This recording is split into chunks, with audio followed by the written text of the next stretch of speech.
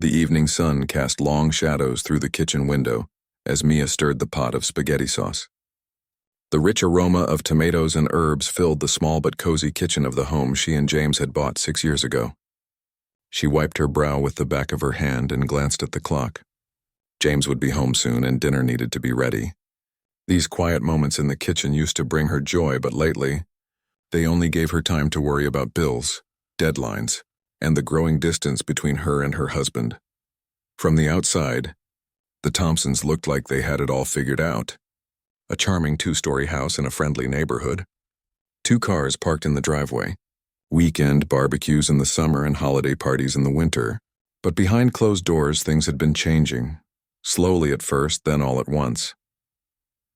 6 months ago, James had walked through the front door at an unusual time, 2 p.m. on a Tuesday. Mia had been working from home that day and looked up from her laptop. Confused. "You're home early," she'd said with a smile that quickly faded when she saw his face. James had dropped his messenger bag on the floor and slumped onto the couch. "They let me go," he said, his voice hollow. "Budget cuts. Entire department." The engineering firm where James had worked for nearly a decade had been acquired by a larger company. The new management had decided his department was redundant. Just like that, 15 years of education and experience were reduced to a severance package and an awkward goodbye party. Mia had rushed to comfort him, assuring him it would be okay, that he'd find something new, something better. James had nodded, putting on a brave face. "It's just a bump in the road," he'd said. Neither of them had imagined the bump would stretch into a 6-month-long valley. As Mia added a pinch of salt to the sauce, she thought about how much had changed since that day. James had always been the primary breadwinner. His engineering job had paid well, enough for them to afford their mortgage, 2 car payments, and still have money left over for savings and the occasional vacation. Mia's career in marketing had been important to her, but her salary had been the smaller contribution to their household income. Now everything had flipped. While James struggled to find a new position, Mia had received a promotion at her company, senior marketing executive. It came with a significant raise, but still not enough to completely make up for James's lost income. They were making ends meet, but just barely. Their savings were dwindling and the stress was palpable. The front door opened and Mia turned to see James walk in. His shoulders were slumped, his tie loosened. Another day of interviews and rejections. "Hey," she said softly. "Dinner's almost ready." James nodded, offering a weak smile that didn't reach his eyes. "Smells good." He disappeared upstairs to change, and Mia heard the shower turn on. These days, James spent a lot of time in the shower. She suspected it was because he could let his guard down there, where she couldn't see his face or hear if his breath caught on a sob. Mia turned back to the stove, her heart heavy. James had always been proud, maybe too proud. He'd grown up in a household where his father had worked the same factory job for 40 years, never missing a day, always providing. James had internalized that example of manhood. A good husband provides. A good husband takes care of his family. A good husband doesn't fail. She wished she could make him understand that his worth wasn't tied to his paycheck, that she hadn't married him for his income, but for the way he made her laugh, for how he always remembered to warm her cold feet on winter nights, for the thoughtful gifts he found that showed how well he knew her. But every time she tried to have that conversation, James changed the subject or found an excuse to leave the room. Upstairs, the water stopped running. Mia drained the pasta and set the table, trying to make everything look nice. Maybe a good meal would lift his spirits. Maybe tonight they could talk without that wall between them. James came down wearing sweatpants and an old college t-shirt.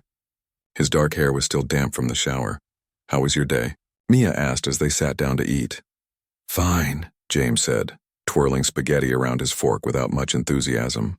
"Had an interview at Baker Engineering. I think it went okay." "That's great. When will you hear back?" "They said they'd call by the end of the week."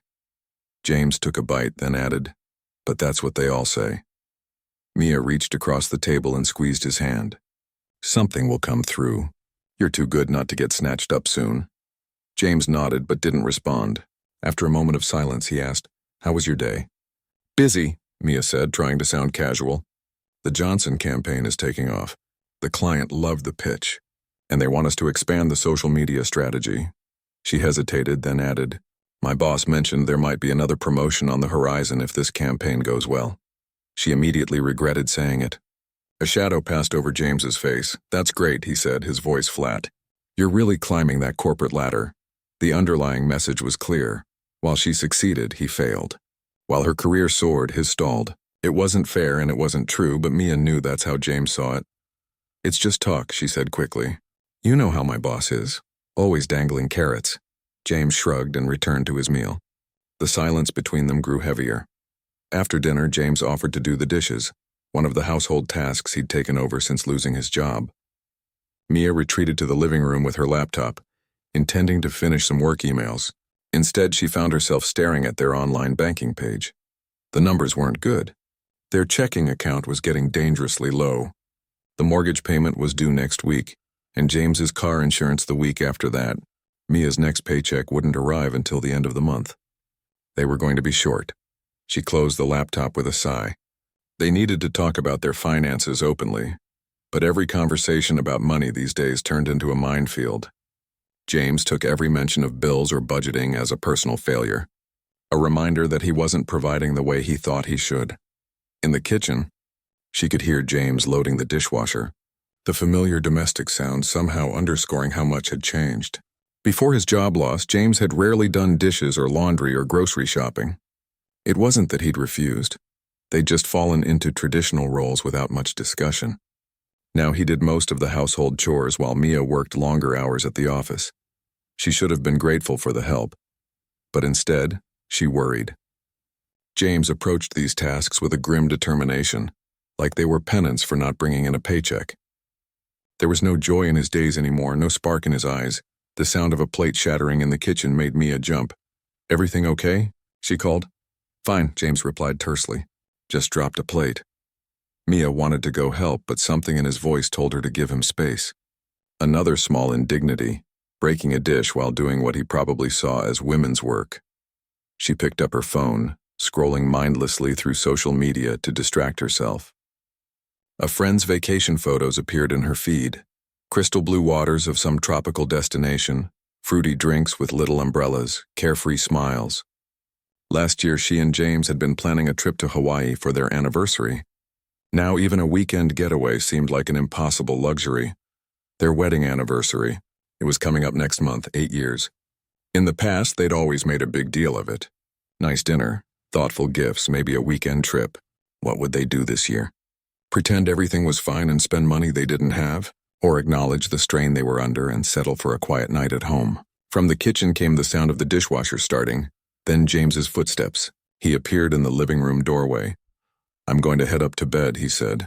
Got another interview tomorrow. Need to be sharp. Mia looked at the clock. It was barely 8:30 p.m. So early? James shrugged. Tired, I guess. She knew he wasn't physically tired. He was emotionally exhausted. Beaten down by rejection, by feeling useless, by watching his wife become the provider while he struggled to find his place. But she didn't say any of this. Instead, she nodded and said, Okay, I'll be up soon. James hesitated in the doorway like he wanted to say something more. For a moment, Mia thought he might cross the room, sit beside her, finally talk about everything they'd been dancing around. But the moment passed. He turned and headed upstairs. Mia listened to his footsteps overhead, the familiar creaks of their bedroom floor. She heard the bedside lamp click on, the soft thump of his book closing after just a few minutes, then silence. She sighed and reopened her laptop. The banking page was still there, the numbers still insufficient. She'd have to dip into what remained of their savings again. As she made the transfer, she tried not to think about how quickly their safety net was disappearing. Tomorrow, she decided. Tomorrow she would try again to talk to James, really talk. About money, about his feelings, about how they could face this challenge together instead of letting it drive them apart. She closed the laptop and turned off the living room lights. As she climbed the stairs to join her sleeping husband, Mia couldn't shake the feeling that they were approaching a breaking point. Something had to give. She just hoped it wouldn't be their marriage. 2 weeks passed, and the conversation Mia had promised herself she would have with James never happened. Every time she tried to bring up their finances or how he was feeling, James found a way to change the subject or suddenly remembered an errand he needed to run. The wall between them only grew taller. But today was different. Today was their 8th wedding anniversary. Mia woke up early, the space beside her already empty and cold. She could hear James moving around downstairs in the kitchen. Unusual for him to be up before her these days. She stretched and smiled, allowing herself a moment of hope. Maybe today would be the day things started to turn around. She dressed carefully for work, choosing the blue dress James had always said brought out her eyes. As she applied her makeup, she thought about their first anniversary, when they'd been too broke to afford fancy gifts but had written each other love letters instead. She still had James's letter tucked away in her jewelry box. His words had been so beautiful, so full of hope for their future together. When she came downstairs, James was nowhere to be seen, but there was a cup of coffee waiting for her on the counter. A small yellow sticky note was stuck to the mug. "Happy anniversary. Good luck with your interview today." Mia felt a pang of disappointment. No kiss goodbye, not even a real note. Just a sticky note. And he'd gotten it wrong. She didn't have an interview today. She had a major presentation for the Johnson campaign. She'd been talking about it all week, staying up late working on the slides. Had he not been listening at all? She sighed and picked up the coffee. It was the effort that counted, she told herself. He was trying in his own way. As she drove to work, Mia thought about their evening plans. She'd made a dinner reservation weeks ago at the Italian restaurant where they'd had their first date. Maybe some wine, a nice meal, and the familiar setting would help them reconnect. The day passed in a blur of meetings, calls, and last-minute changes to her presentation. The client loved it, and her boss had pulled her aside afterward. "Outstanding work, Mia," he'd said. "Keep this up, and that promotion we discussed is a sure thing." Normally, such praise would have sent her floating through the rest of her day. But as she packed up her laptop that evening, all she could think about was whether James had had any luck with his job search and how they were going to talk about money problems on their anniversary. Her phone buzzed with a text from James. "Don't forget dinner. I'm at home getting ready." The message gave her a spark of hope. He remembered their plans. Maybe he was looking forward to it too. When Mia arrived home, the house was quiet. "James?" she called, setting down her purse and kicking off her heels. "Up here," he called from upstairs. "Just getting dressed. There's something for you on the kitchen counter." Curious, Mia made her way to the kitchen. There on the counter was a cake. Not a store-bought one, but clearly homemade, slightly lopsided with uneven frosting. Written across the top in shaky blue letters were the words, "Happy Anniversary." Her eyes welled up with tears. James had never baked anything in his life. The cake might not look perfect, but it represented effort, thoughtfulness, a reaching out across the gulf that had formed between them. Next to the cake was an envelope with her name on it. Inside was a card with a long handwritten message. The words blurred as tears filled her eyes.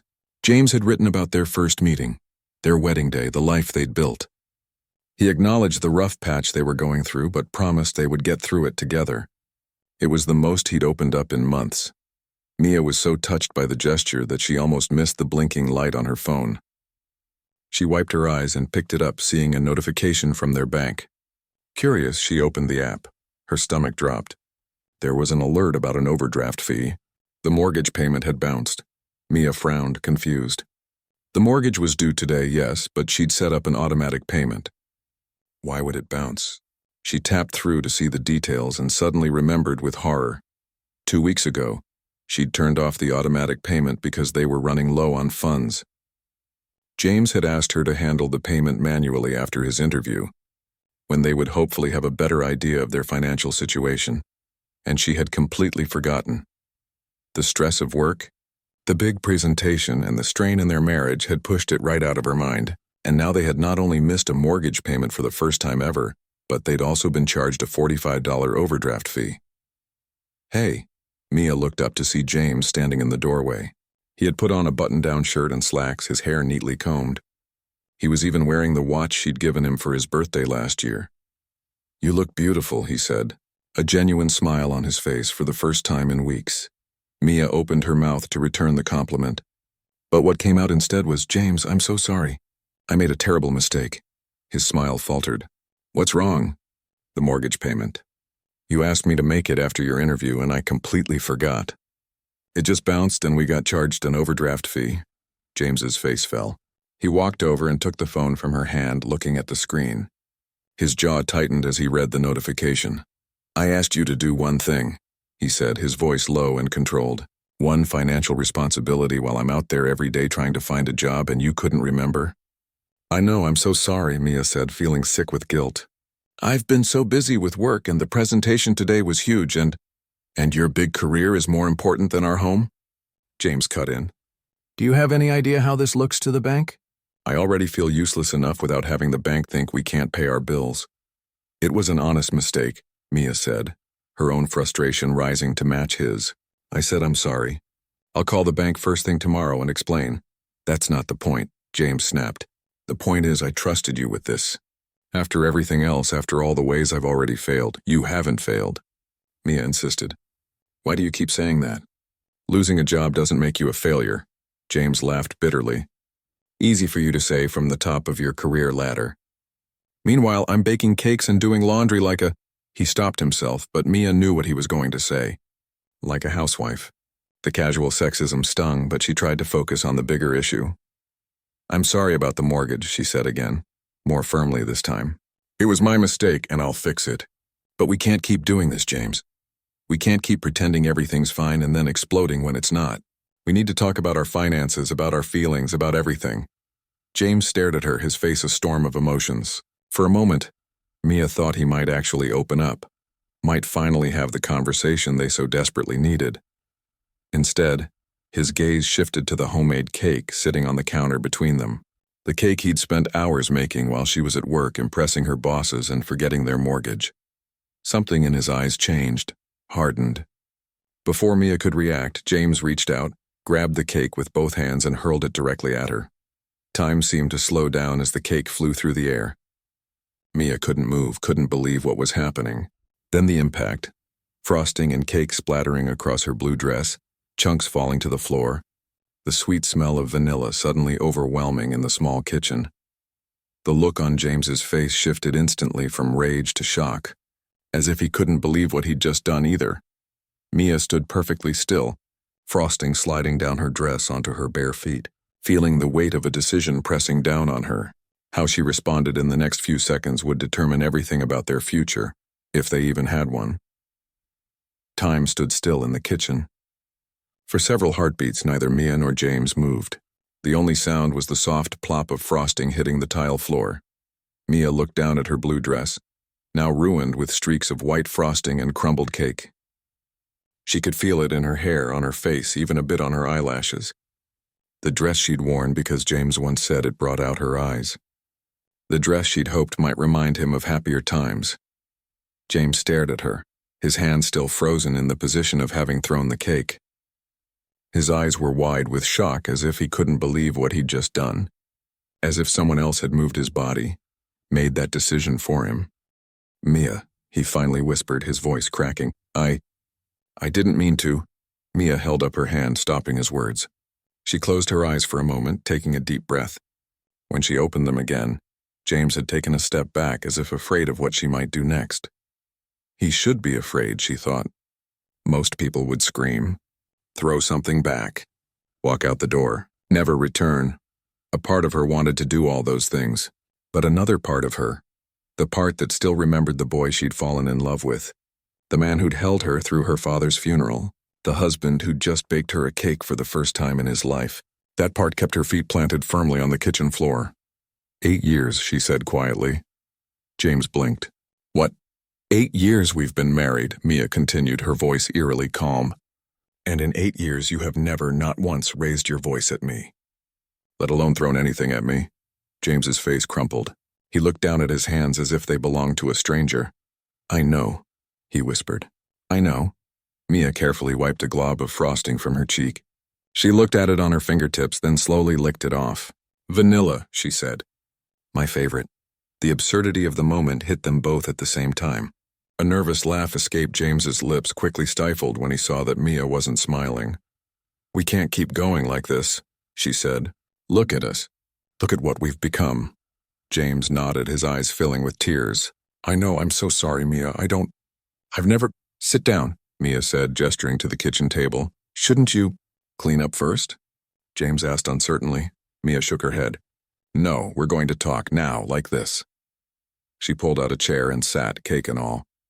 After a moment's hesitation, James joined her at the table. He couldn't quite meet her eyes, his gaze fixed instead on a spot of frosting on her collarbone. I crossed a line, he said quietly. I know that. And I'll understand if you want me to leave. Is that what you want? Mia asked.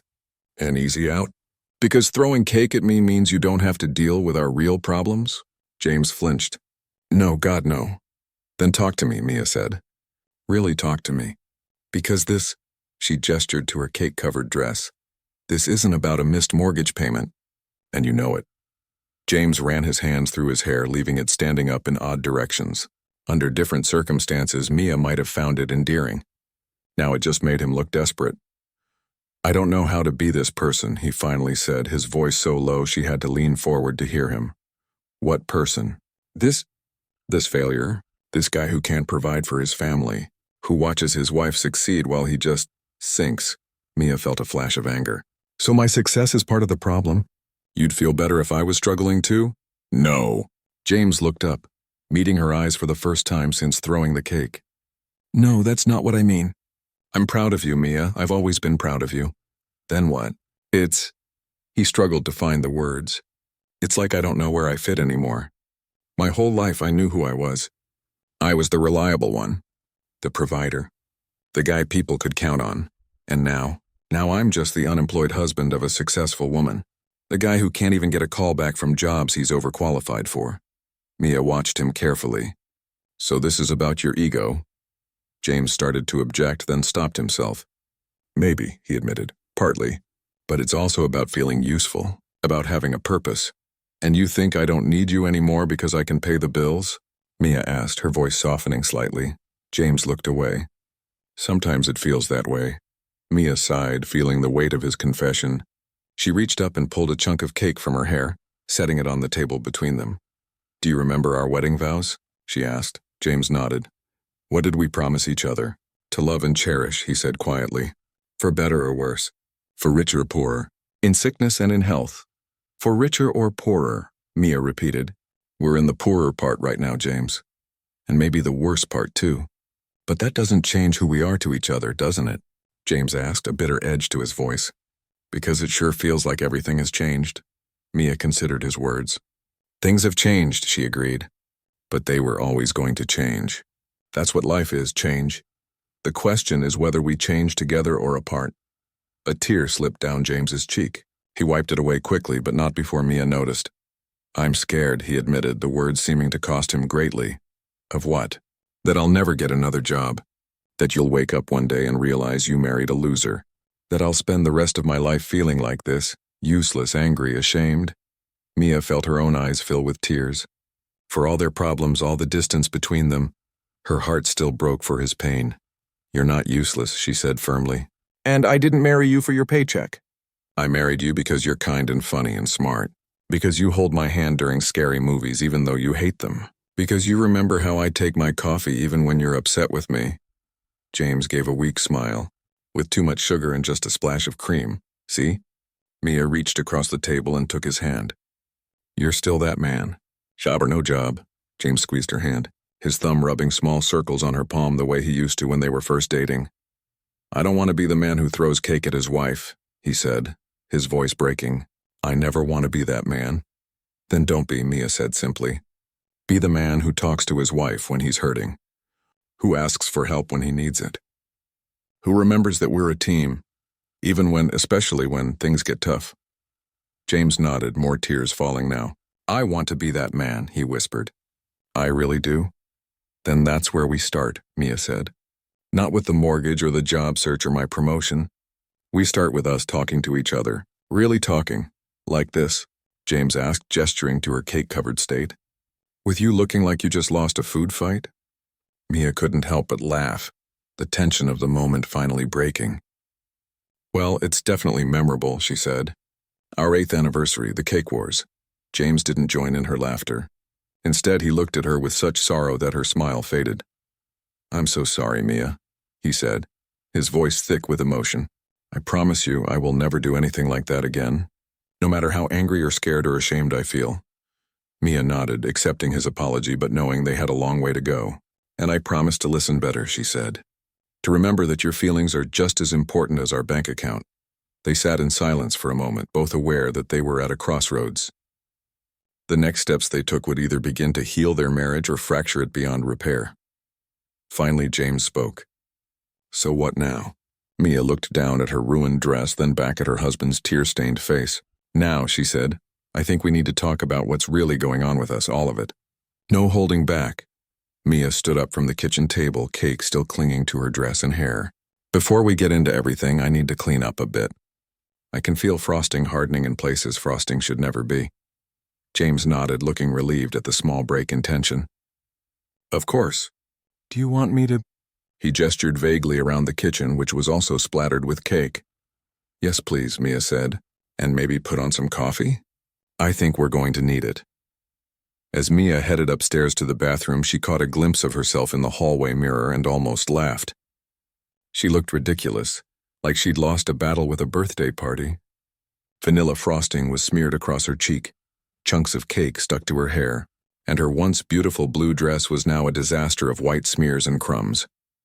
But beneath the absurdity of her appearance, Mia felt something unexpected. Clarity.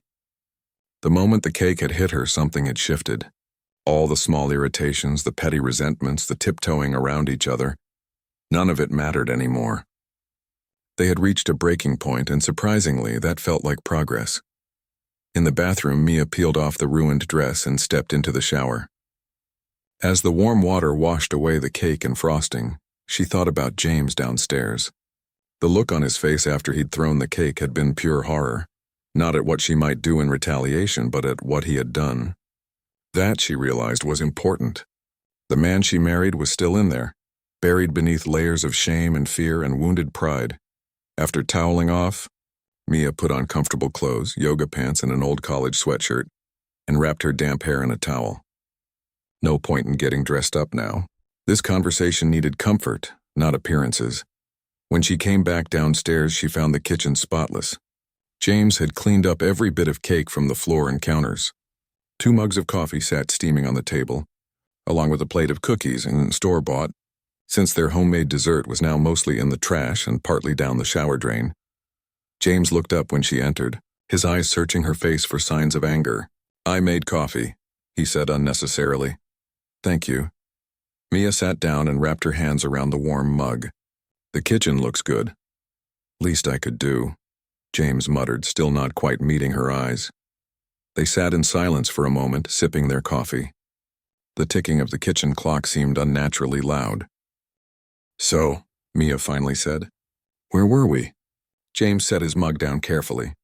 I think we were about to talk about what's really going on with us. All of it, he paused.